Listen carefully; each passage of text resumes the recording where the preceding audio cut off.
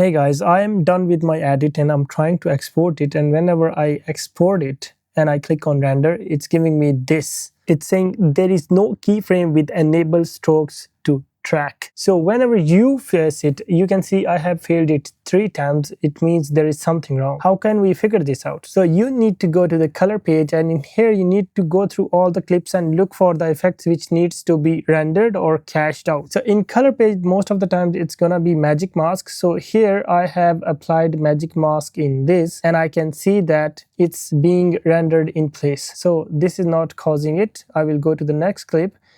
And here, if you see on this node, I have this red line.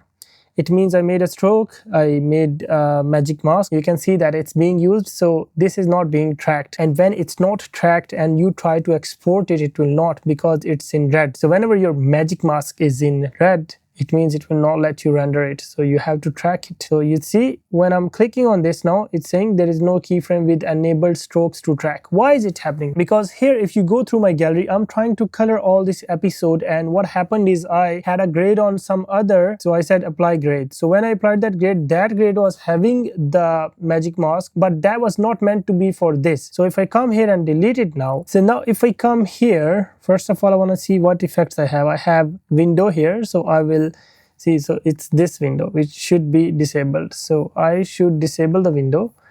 I should come here on the magic mask and I just tap on it. Now I can see my face is being selected, I'm sure. You can see that. You can click on better and then you can track it. And then I'll stop it because it's going to take 3 minutes. I'm just showing you guys. This is one reason. The other reason can be here.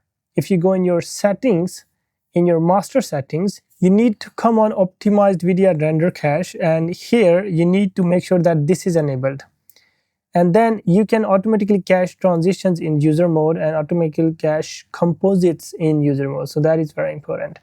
You can do this and then you can save that. Once you will save that, now the fusion effects which you are trying to apply and do effects in fusion, they will be automatically rendered, and the effects which you're gonna do in color are gonna be done here.